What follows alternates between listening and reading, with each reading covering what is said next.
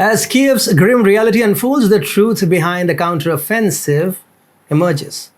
Ukraine's defense minister delivers a brutal reality check exposing the true state of the country's counteroffensive and leaving President Zelensky's PR campaign in tatters. Hi and welcome to a fresh new episode of The New World Order with me, Atul Mishra. Let's begin. US and European countries have poured billions of dollars in aid and weapons to the war as a bait to instigate Russia. After Sweden and Finland ditched NATO, it is that in the army general. However, the puppet king, consumed by power and fear of... Since quite some time now, it has been known that Ukraine's chances of surviving a full-scale Russian invasion were not particularly good. The fragility of Ukraine becomes more and more obvious as the Russian bear unleashes its power on it. President Zelensky, ever the optimist, is determined to keep up a front of toughness and resilience. Unfortunately for him, Alexei Reznikov, his own defense minister, had different ideas and single-handedly destroyed Zelensky's public relations effort with a mic drop moment. Since the start of the Ukrainian counteroffensive, Zelensky has loudly bragged about his nation's capacity to defeat Russian forces there. However, it appears that the reality is very different from what plays inside Zelensky's head.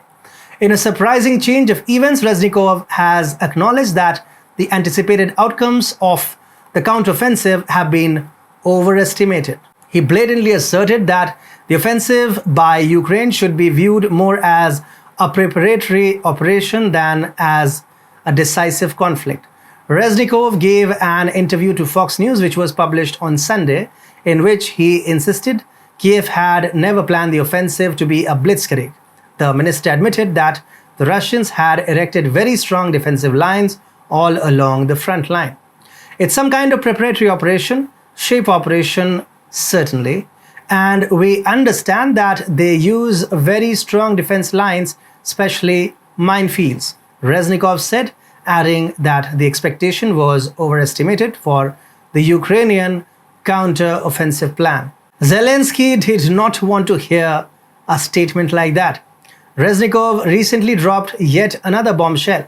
He made the startling admission that Ukraine is ready for negotiations and a peace agreement. This announcement dealt Zelensky's lofty aspirations a fatal blow. There have been revelations that Russian forces had easily destroyed Ukrainian tanks, including the famed German Leopard A6 models and sophisticated French-supplied AMX-10s. The destruction of important military equipment such as the hence-told TRML-40 ASA radar has strengthened Russian control of the airspace. Moreover, the number of Ukrainian military deaths has increased dramatically from a small cluster to a startling 500 every day. Ukrainian graves serve as a somber and painful reminder of the increasing violence. Authorities have been obliged to exhume earlier graves in order to create space for the growing number of soldiers who have died due to the sheer gravity of the situation. Ukrainian forces are getting mercilessly butchered and pushed into the gaping mouth of doom by Western pressure. Zelensky finds himself in a precarious situation as he battles Russia valiantly, only to receive a sobering reality check from his own defense minister. The world watches as Zelensky's illusions shatter one by one.